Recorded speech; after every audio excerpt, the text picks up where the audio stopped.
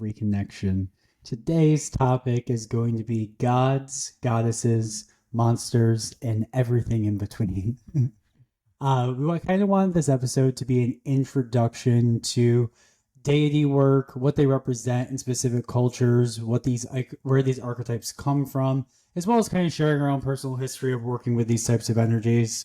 And I think that the story I wanted to introduce with is kind of my introduction to what even a deity is. What is a god? What is a monster, if you will?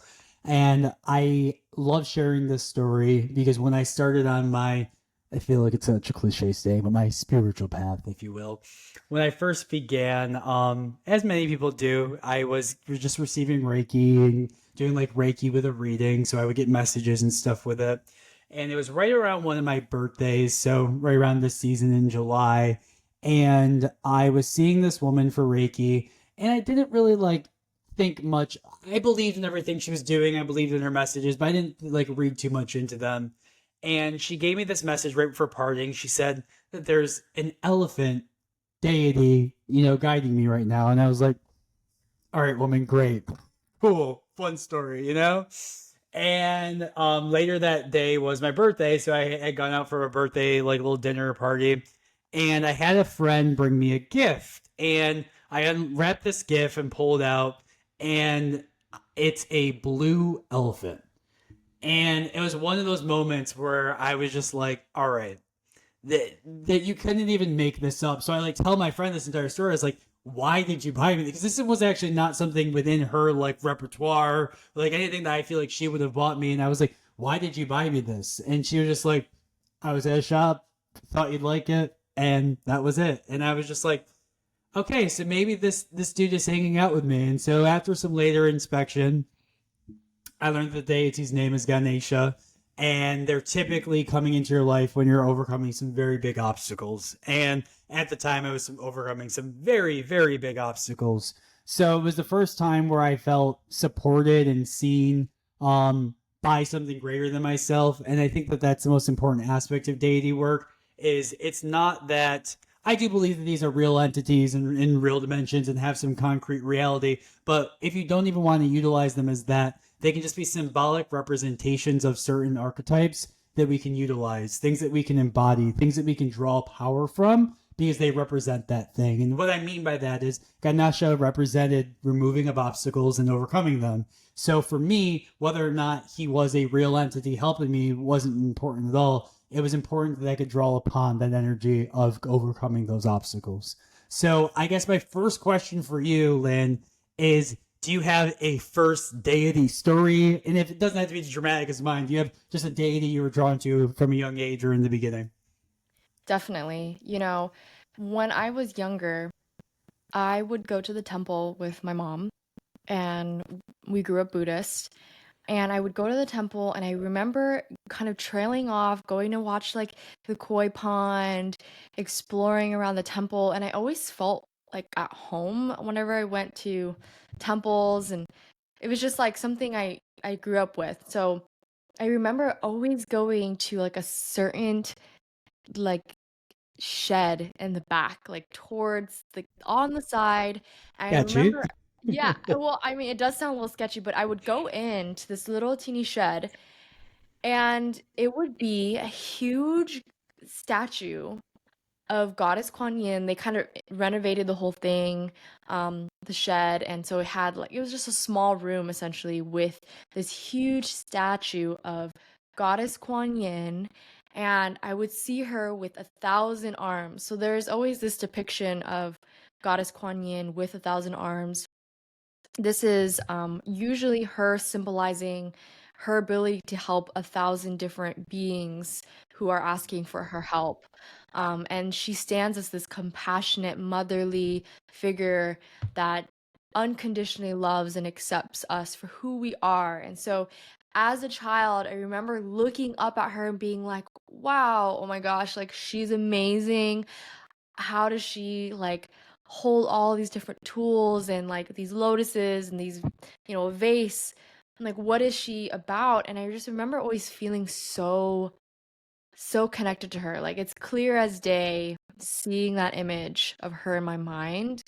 So that was really my first introduction to working with any sort of like goddess, or even just like knowing what a goddess was, is like seeing this mythic, beautiful, majestic creature being, and being like so blown away. Like that to me is like the goddess energy. And of course she's an Asian goddess that's often used in many cultures. But yeah, I mean that was my first experience. That And ever since actually then brings I up a work few with her. questions for me. Yeah. Brings up a few questions for me that like it's ironic too. So this same woman that told me about this elephant goddess or god, um, one time when I left her room, this is gonna blow your mind right now. She was like, she said Kuan Yin is walking out with you, and this will be relevant in your future. And so that's Mm, pretty beautiful that you've had a similar experience. So maybe that was the reasoning for her coming in then. And then question just in general about Asian culture. Was 1,000 like the biggest number they can conceive of? Because it always is like 1,000 things or 1,000 arms. Or like that must have been like their infinity almost. I feel like there's always yeah. references to like 1,000 being a representative of a lot. Well, think about like back then, like in ancient traditions and ancient cultures, it's kind of like, you only had or you only planted like 20 to 50 plants, So like thinking about 1,000 plants, I'm sure is like mind-boggling. And so maybe that was their, yeah, infinity or something. Because, yeah, in Taoism it says, once the five elements transform, they transform into 10,000 things. And it's like, that was almost their way of saying like infinity, like endless amount of things transform. And so, yeah, I'm not actually sure, but I know numerology is like often used deep in many different cultures. And maybe, I don't know, maybe the Asian culture Yeah, just because it's got funny. 'Cause lazy. Just side note, but like I feel like I've never heard like a million or a billion in Asian culture. It's always Right. a derivative of 1,000. But again, that could just been the number system at the time. Yeah. So that being said, the question that originally came up when I was kind of conceiving of this idea. So you're obviously drawn towards Kuan Yin, which does have some Asian background to it. Hmm. I was drawn towards, like I said, Ganesha in the beginning, who was actually from a Hindu pantheon indirectly. So the question I have is, what is your thoughts and opinions on drawing from other cultures, spirituality, their pantheons, their lore? Do you feel any certain type of way strongly about that? Yeah, that's a great question. I It depends. It depends. I feel like with any sort of ancient tradition, with any sort of deeply, deeply developed belief system, that has been passed on for generations and belong to groups of people who have gone through and have experienced a lot of oppression, repression, suppression of their own culture, their beliefs, their spiritual practices. Um, I believe that it is important to honor the roots of where these teachings come from. And I think we're seeing a lot of kind of side note on this topic, but we're seeing a lot of Yeah. talk about this these days where people are saying, well, yoga has come to the West and has completely got been disconnected from its roots.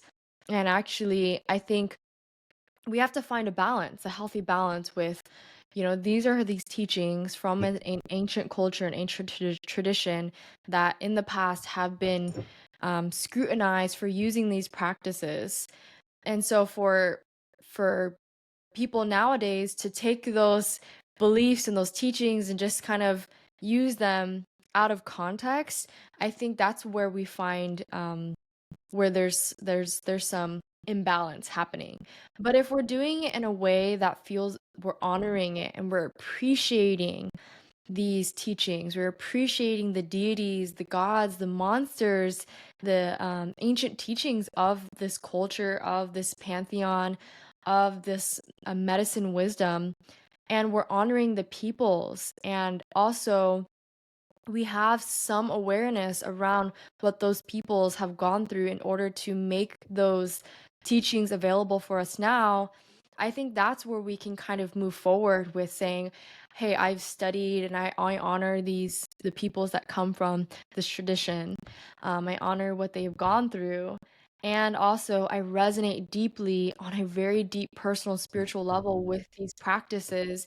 And and honestly, and I think what's necessary nowadays is just transparency and honesty. And Yeah. it's just literally saying, like, yes, I'm not of this culture. Yes, I do not belong to, I am for me, I'm a cis Asian American female, but like, I can also honor like different deities from the Yoruba tradition and say like I honor Orishas, right? And I really see like the power of them, and I see how I resonate with them with my own culture and my own lineage. Or even looking at other different deities and saying the same thing. Like I used to love learning about Greek pantheon and being so interested in like Athena and like Apollo and like Zeus, and just being like so fascinated with the symbolism of these different deities doesn't mean that I can claim those things, like saying, okay, I belong to those cultures and traditions, but I can still appreciate them for their symbolism and say, wow, I really resonate with the story of Aphrodite or of Demeter, and learn from their stories, learn from their teachings and their symbolisms. I think that the ancients were creating these different stories and myths because they were telling stories about human beings and what human beings go on our hero's journey. I think it comes down again to that story of like what we all go through. We all go through moments of challenge. We all go through moments of like, the wins and the successes, and it's just about when we hear another being, or when we hear another story of a person going through that, something in us kind of lights up. Like it's almost like we're expanded to our own potential and our own capacity. And it's similar to like, to bring it back into body and like Yeah. kind of physiology, we have something called mirror neurons in ourselves. When we see another being who does the thing that we want to do, there's something in our brain that says, we can also do that. This person is just a reflection of me.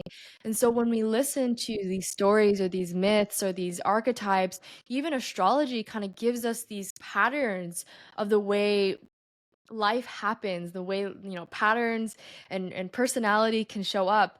That expands us to, oh, I'm can also be that, because Yeah. that's available. That is reality. And so I think that I kind of went off topic with what your No, question. I'm happy that as we both did. But I wonder what you think as well with that, like this mirror neuron concept, and like learning from these myths and these stories and how they impact our own human existence and reality.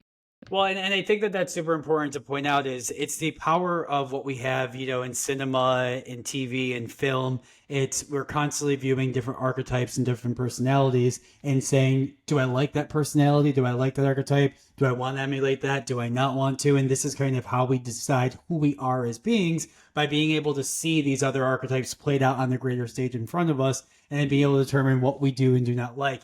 It's funny, side tangent on the mirror neurons thing. I read a study recently that people who get overly Botoxed, they lose the ability to mirror neuron some things because their expression literally can't, which is interesting. So they actually showed people who are overly where these nerves are overly turned off, they can't then express certain facial expressions, so their empathy actually goes down a little bit. Complete side note, but it speaks to, again, if we're able to mirror emulate something, we can then embody it. As far as the cultural appropriation nature of things, I think it's important. Again, there's a difference between appropriation and respect. I think as long as we do respect these culture, respect where it comes from, and are transparent, and yes, this might not be mine, but this is something that's been helpful for me. I can't see anyone who comes from these cultures being like, like for my example, Ganesha helped me get through a hard time, and I really respect that archetype for that. So thank you for it. I can't see someone who comes from that type of pantheon being like, "Oh no, you can't utilize that." If you're coming from a place of respect and gratitude for it at the end of the day, and I think that that's the most important aspect is the intention. We kind of get into these battles and understanding right now with the world kind of keeping us polarized, for lack of a better word, in that I think people forget. People are always like, well, is it offensive, is it this, is it that? It's like at the end of the day, I think the most important core aspect of anything we do is the intent. Were you intending to utilize this in a negative fashion? Were you intending to be disrespectful? Were you intending to do wrong? If the answer is no, you might still need to change the way you did something, but at least the intent wasn't there to be disrespectful, and I think that's what's most important. As far as these archetypes go, I think that this is kind of where this conversation is heading: is how do we utilize these archetypes then? How do we better embody them? And I think it's also important that, especially within like the Greek pantheon and some of the more extreme ones, usually these archetypes come with a tragic flaw. In order to represent an idea, you have to also represent its shadow. So usually when you're seeing something that's embodying one simple concept, the opposite of that concept is going to be present as well. So most of these deities then can be seen as having a negative light. And I think that's also why I wanted to call this gods, goddesses, and monsters, is not only remembering the monster in each of these deities and in each of these representations, but also reminding that just because somebody worships or utilizes a certain deity doesn't necessarily make it negative. These a lot of deities have been painted in a negative light just due to opposition of the powers that be. I think a perfect example that we discussed prior to is the representation of Pan, who does come from like the Celtic region. And Pan is also often seen as a horn god, often seen as giving into primal and sexual needs and desires. And this can sometimes be seen taken out of context as either satanic or as something very negative. When in actuality, it's not that. It's more that it's primal, and people misunderstand primal energy. Primal energy simply is those animalistic urges and parts of ourselves that if we deny, there's more danger in us denying them than honoring them. Because the second we deny them, the second we bury them, the second we pretend like they don't exist, that's when they become the monster. And I think that that's really, really important to understand and represent. So I guess Kuan Yin was a great segue for you. And I have Yeah, I plenty of love personal this. Can stories of I my I own, want but to I'm say gonna, something gonna on the pass the torch pan back over to you. symbolism Yeah. on that. Pan, when I've actually connected with Pan in the past as a deity that has come up. And usually how it comes up for me is I'll see an image, or like I'll meditate and I'll kind of feel a certain energy come into the space. Um, and like, for example, that happens with me a lot with Kuan Yin, especially when I'm doing any sort of space holding or healing work. It's like that energy comes in the room to kind of hold the space with me. And you would also kind of say, if you're coming from a very spiritual perspective, that's the case because you're feeling those energies. But in another way, physically, you're embodying, you're becoming Kuan Yin. You're becoming that embodiment of what that figure, what that being stands for. And so you're drawing out the aspects of you that are compassionate, that can hold space, that are motherly. And so I do want to say and kind of note that way of working with these beings. But just to kind of finish my thought on Yeah. Pan, I started working with Pan because Pan is very much connected to the five elements. Well, if you say in Western tradition, it's connected to the four elements, but Pan is very much connected to the earth. I mean, if you think about a horned animal, it's like you think of like a goat and you think of like a ram, that are very much connected to walking on the earth, walking on mountains. It's a very like Capricorn energy there. And so I think that in many ways we can connect with these beings because of what they stand for and because of what they are connected to. And I think in many ways, like you said, these beings have been misconstrued. Their symbolism has been told a narrative to actually feel fear instead of feel love and appreciation for these things. I'm going to give you another example. There is Kali Ma, which is the Hindu goddess of destruction and death and chaos and violence. Oftentimes, I think that in the feminine energy, when we're just talking about feminine energy and yin, we often talk about the mother, we talk about compassion, we talk about healing, we talk about being this symbol of beauty that's like the Aphrodite, the maiden that's like wanted and is the just the image of beauty and love and exuding that. But we often don't talk about the aspect of us that's the wild woman, the wild man, the the aspect of this that can destroy and that can um you know create chaos. And we have to honor all of those aspects. And this is, you can literally just say with each thing, including humans, have yin and yang. We have to have the destruction and chaos in order to have the order and the beauty. All those things are interconnected. They're like what my old teachers would say is like they're the same thing on this, it's the two sides of one coin. You're gonna have both. And so when we're honoring, if we just say and we're talking about the goddess tradition and the goddess wisdom, if we're honoring goddesses like Athena and Aphrodite, and that's from the Greek tradition, and Kuan Yin, um, and then even in the Hindu pantheon, like Parvati and Sarasvati, if we're honoring these types of goddesses, we also have to honor their counterparts, which are Kali Ma. And in Egyptian traditions, it's Sekhmet. It's these Or like these Lilith goddesses. in some other traditions. Yeah. Lilith, yeah, it's a great one, like the dark feminine, which exists in all things. And it's really just telling another story of human existence that we have these challenging, we have these more negative attributes, but it's actually just a part of our existence. And it's just how we respond to these aspects of ourselves. Are we going to repress and suppress, the parts of us that we fear and that we don't think that are, politically correct or maybe like socially correct, and hide those aspects of us that maybe we're ashamed of? The dark feminine, the feminine energy that's the wild woman actually wants us to be in our full expression of that. It doesn't matter what people think.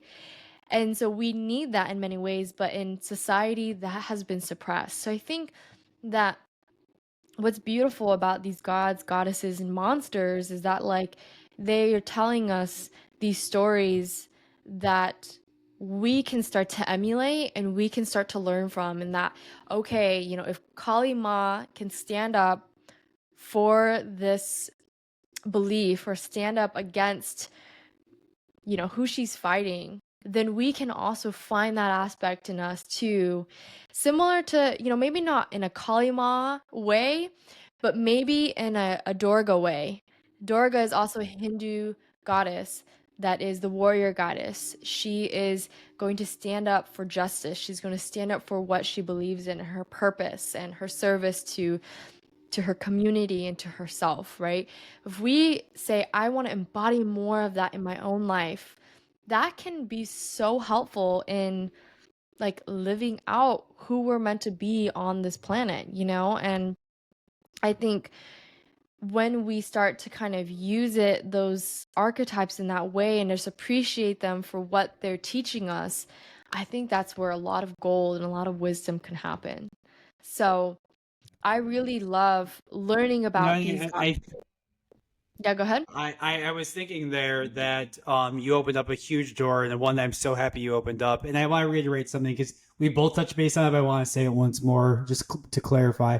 In that, again, Mm-hmm. with all of these darker expressions and all of these gods and goddesses like Kali Ma who do have this more, what we say is something that, again, we need to channel them in healthy ways. And if they Mm, aren't channeled in healthy ways, that's when they become negative ways. And so it's just like when we repress sexuality, repress certain aspects of ourselves, the second we do that, they become negative expressions. I think that's why we see so many negative expressions of these examples out there, is because these things weren't channeled in healthy, positive ways, so they turn dark and negative. But Kalima is a perfect example of what I wanted to discuss here today, in that a lot of the issues surrounding our representation and our perspective of these gods, goddesses, and monsters does come from a colonization lens. And what I mean by that is, when these areas were colonized, when these areas were westernized, when these areas were kind of taken over by Catholicism and other groups, that's when they put their lens on these different types of traditions and took a lot of indigenous knowledge and wisdom and kind of overlaid their own beliefs on it. So that's why they started to see some of these deities as demons, as devils, as these negative entities, because it was their lack of understanding and perspective of what they were and how they were utilized. And it's not to say, again, I often say negative things about Catholicism in that it was utilized in improper ways. I have no issue with Catholicism as a whole. Jesus is my dude. Love Mother Mary. Work with these all the time. It's just that, again, anything, as we just said, anything can be used for good or for evil. So I think it's important to note that colonization had a huge way how in developing this lens. But I think I have an interesting story for you, and I don't know how true this is. So if this is complete bullshit, guys, you can call me out on this. But I have heard, specifically with Kali Ma and with a lot of other negative perceiving deities, I've been told that when those areas were beginning to be colonized, and the people saw them as these evil demon bad gods and goddesses, the local people were like, yeah, they are. They are bad. They are evil. They will eat your children. And kind of played into that simply for the fact that they were utilizing it as the only weapon they had left. They felt if they had fear in them, that they feared these gods and goddesses, maybe they'd be left alone. So some of these perceptions of these gods and goddesses were actually, I think, defense mechanisms in when these areas were being colonized, of the only things they have left. Because I know a lot of the African pantheon that I work with and now understand is my roots, a lot of the reasons why voodoo traditions, a lot of the reasons like people like, or entities like Papa Legba and other entities from those traditions are seen so negatively, is because when we were going through slavery, when we were going through these hard times, we're of course like, yeah, they'll fuck you up. Like, don't mess with us, as our only last ditch effort to kind of survive. So, yes, it's kind of, I would say it's our fault for perpetuating that, but sometimes that these stories did come out of just mere necessity. Have you heard that type of story before about those Yes. dark rent? Yeah. Yes. And I think that's such a great point to talk about, is that, again, things can be construed in a way to create a narrative to make people feel either fear or to feel love. And I think that in many ways, with colonization, with just in general, like creating narratives around fear, it was a way to control. It was a way to make people be more disciplined. I mean, to think about even the Asian tradition, and when we think about even like in ancient Chinese tradition, they would say like demons and ghosts were essentially like the causes of illness and the causes of imbalance in the home and in the life, right? And so it was a way to sort of get people to start thinking, okay, wait, if I don't want these things to come into my space, I don't want these monsters to come into my space. So I need to do all of the right things in order for me not to have that. And I think in many ways that was like feng shui and different modalities were created with that sort of thinking in mind. And if we want to actually kind of name the roots of that belief and that belief system, it comes a lot from Confucianism, because Confucianism was created in order to create order with in the society, in humanity.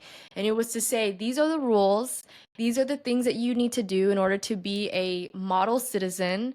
And if you don't do those things, then you will bring shame upon your family, you will bring shame upon your community, on your land.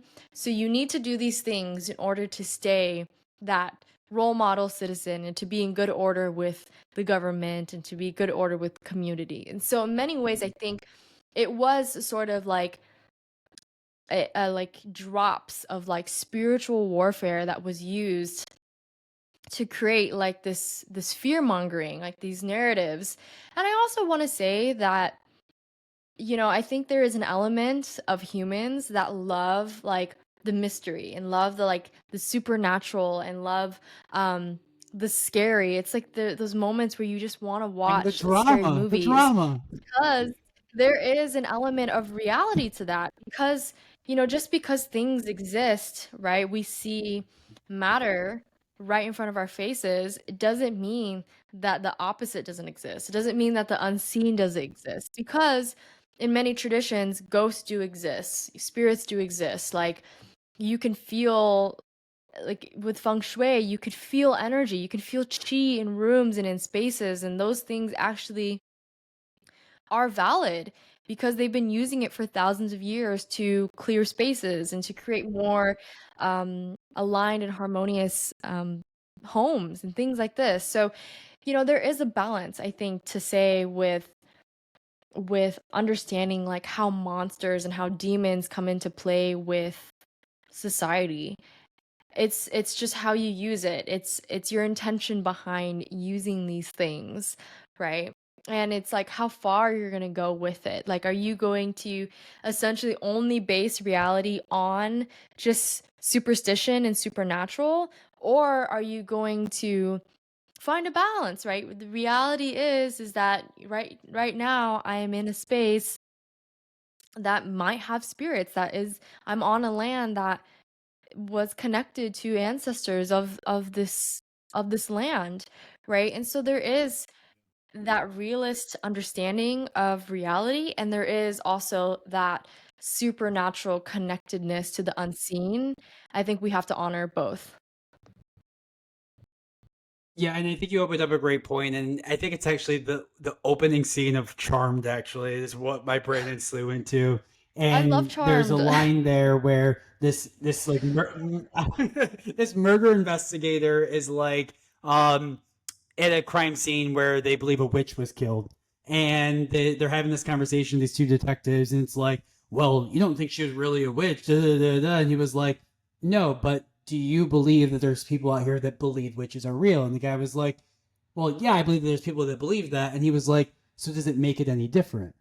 And it was one of those moments where, you know, I really had this realization, and it goes well into our gods, gods, and monsters conversations, is it doesn't matter if these entities, influences, or energies are real in any type of capacity, but the fact that people think they are real, the fact that they can be utilized, and the fact that there are systems built up around them make them real. And therefore, Mhm. it's one of those things whenever someone talks to me about like Catholicism and Christianity and the Bible and things, and they ask me like, do you think that these stories are real? Do you think that like there's any, you know, concrete basis for it? And I'm always just like, it doesn't matter, because Mm. these stories have influence, they have changed, they have done so much.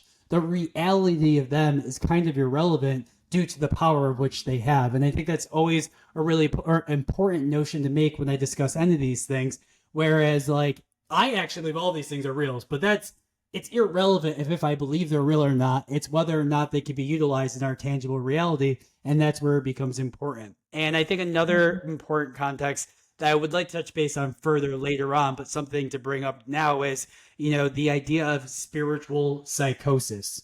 Mm. And in that concept, you know, if you get too far down these rabbit holes and the influences of these things and the reality of stuff, et cetera, and try dissecting it, it can really spin some wheels that aren't meant to be spun.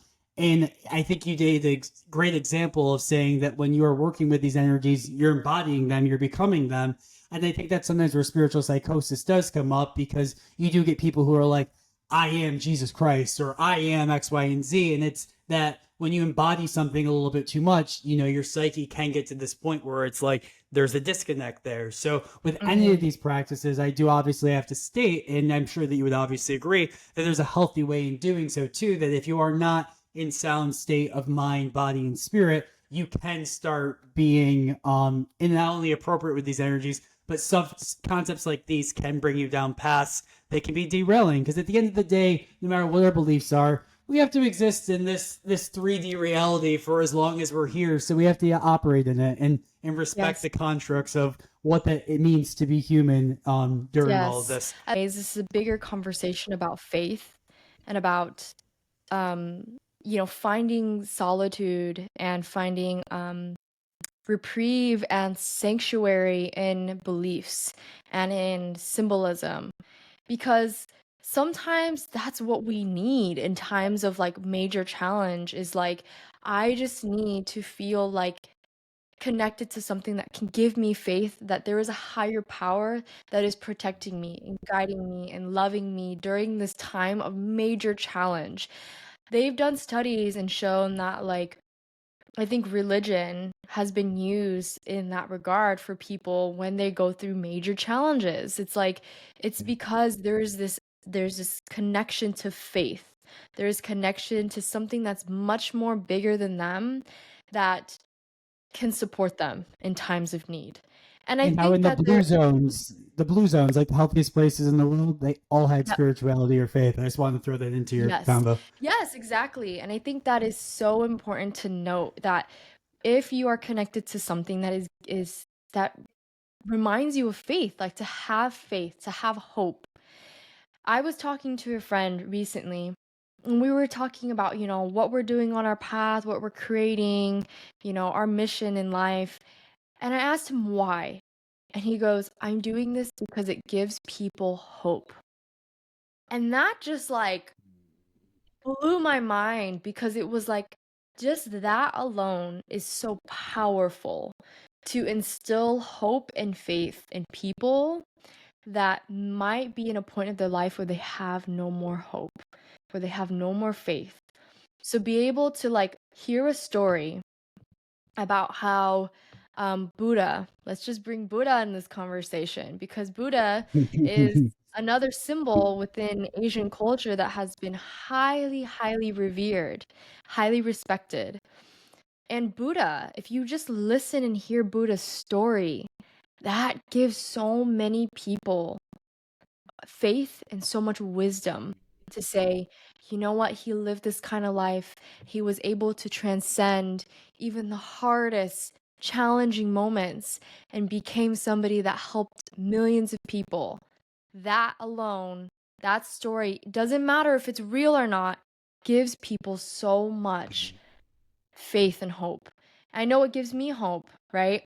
And I also do have to note that there's another aspect of that where you go too deep into these stories and too deep into these myths and you become these beings and that becomes your identity, right? There's this dissociation, there's that psychosis that could happen when we you go too far into something, and it's about kind of balancing the reality of things, coming back into the reality that like you're in this time and space, right? You're in this being that you are.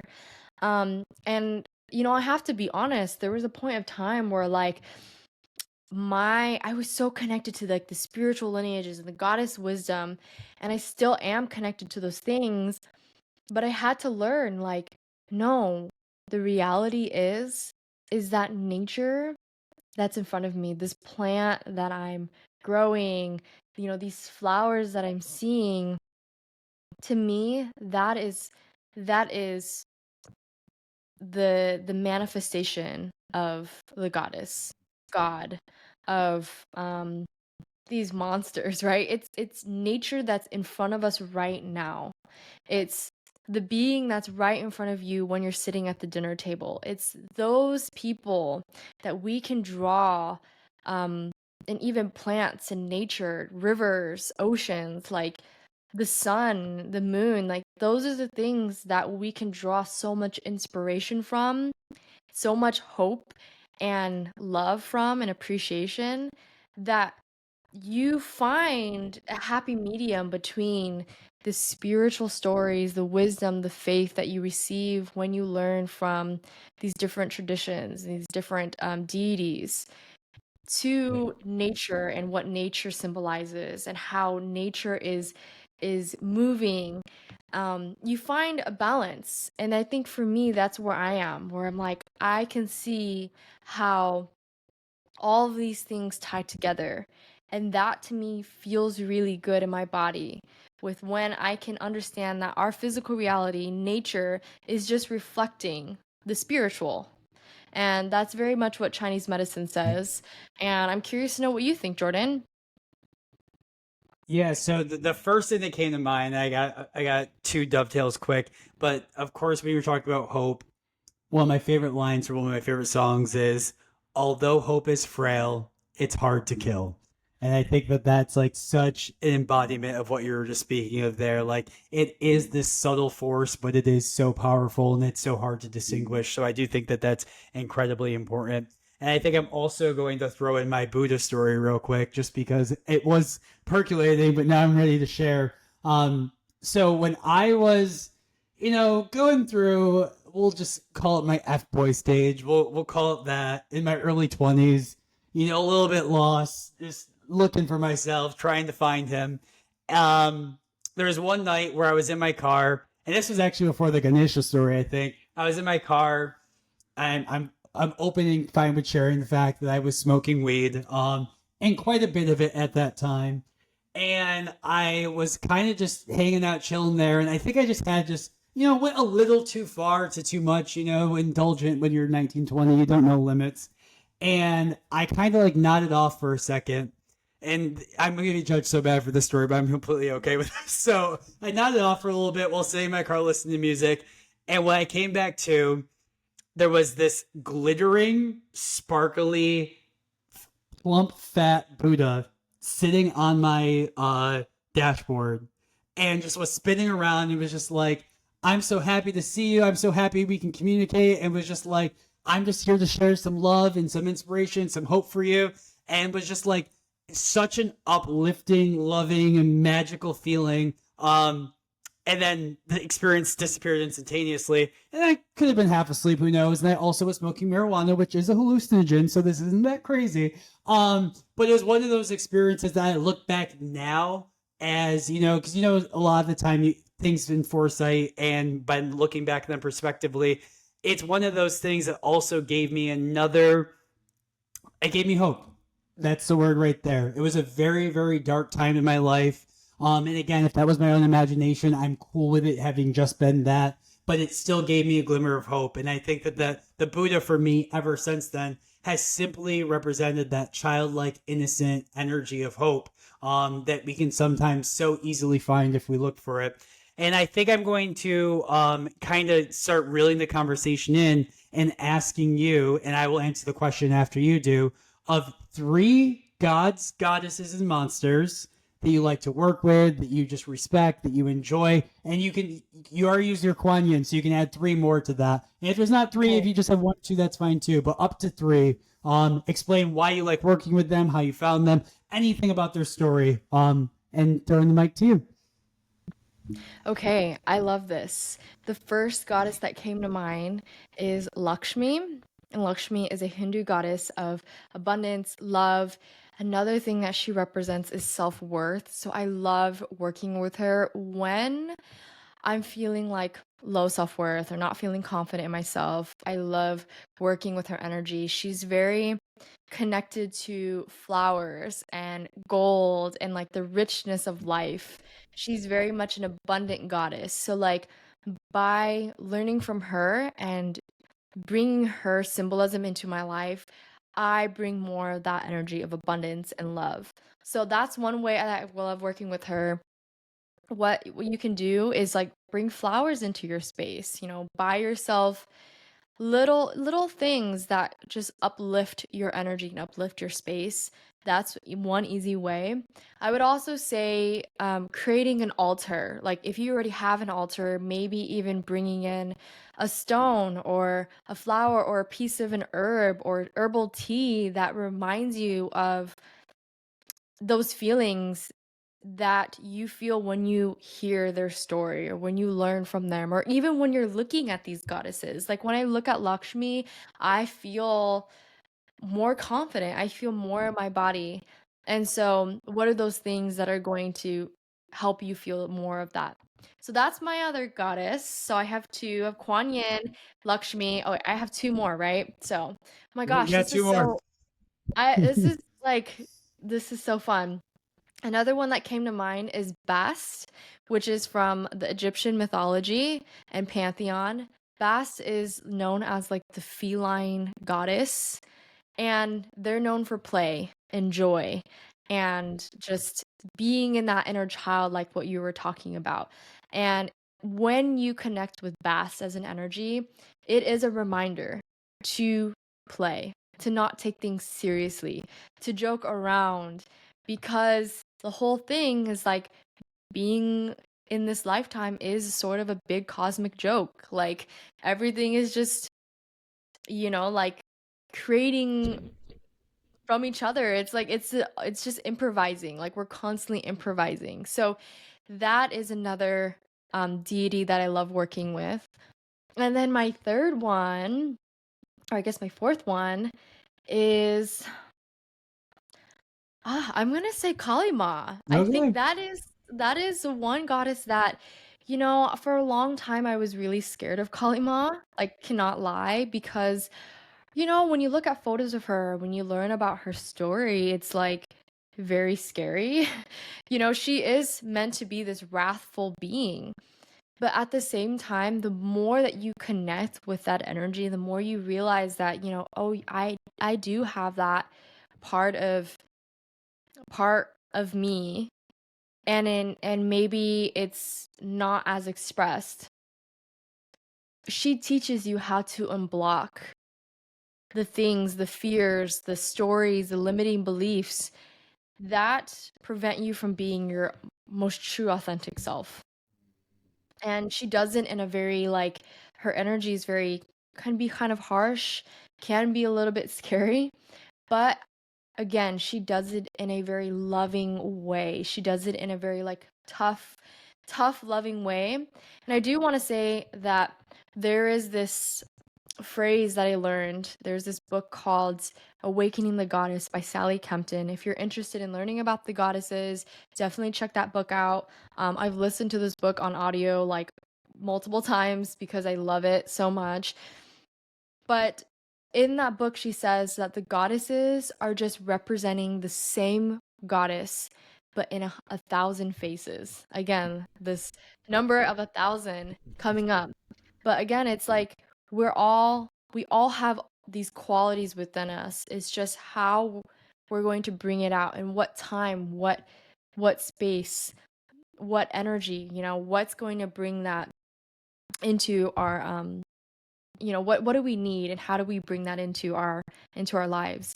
And so my main things is connecting to like different objects, connecting to different herbs, to nature, even different places in nature that remind you of those goddesses, those deities, those symbols. Creating an altar is really great for that as well, or just calling them into your meditation, simply saying something like, I call in Kuan Yin in this moment just to receive any wisdom that she has for me in this time. Like something as simple as that can be really powerful at shifting subtly our connection to ourselves and to her as a symbol of compassion. So I'm curious to know what your big three are.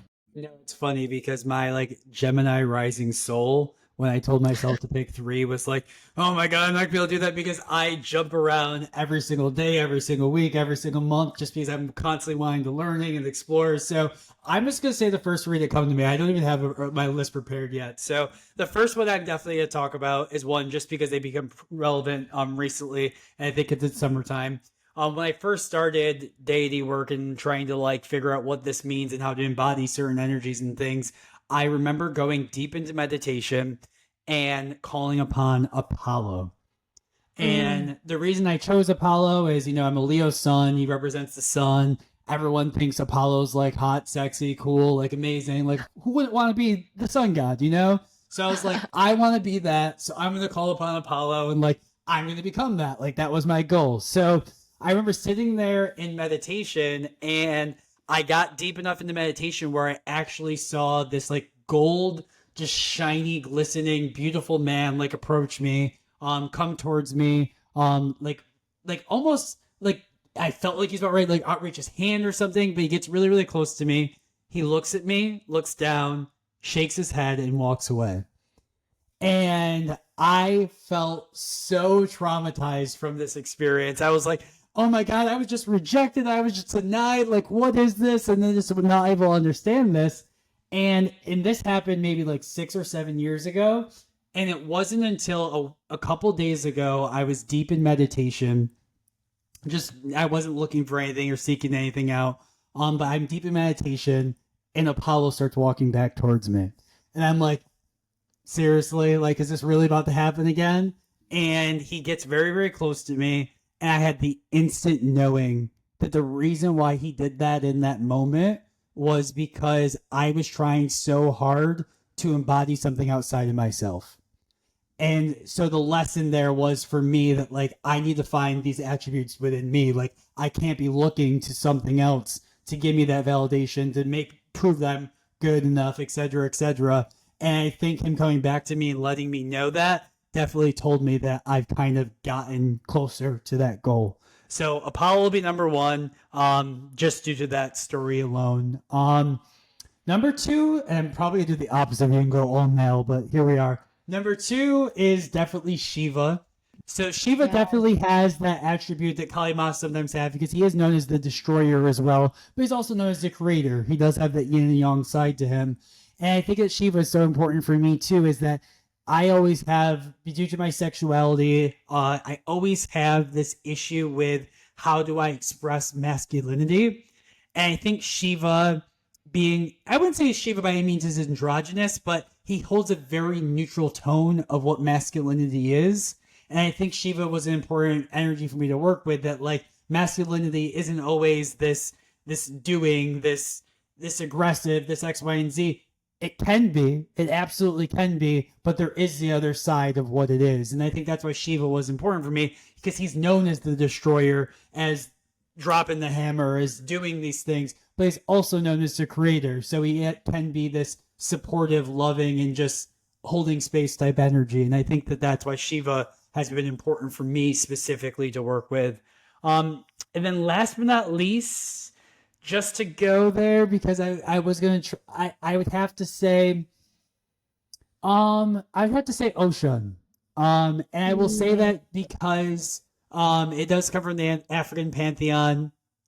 And I will say because my African lineage is on my mom's side, my African heritage to me is so motherly. It's so maternal. It's so feminine. So when I think of African to me, because that's where it comes from for me, I think of mother. So I see mm, Ocean as my spiritual mother, the embodiment of my mom at this higher dimensional spirituality. So Ocean to me is just like everything you want in a mother, just caring, providing, nurturing, and loving to you no matter who you are or what you are. So that's why I really, really vibe with the mm, ocean energy. I also vibe with the aspect of ocean that, like, sometimes Beyonce says she brings forward, or sometimes other artists who embody African spirituality say that side of ocean that is unapologetically them.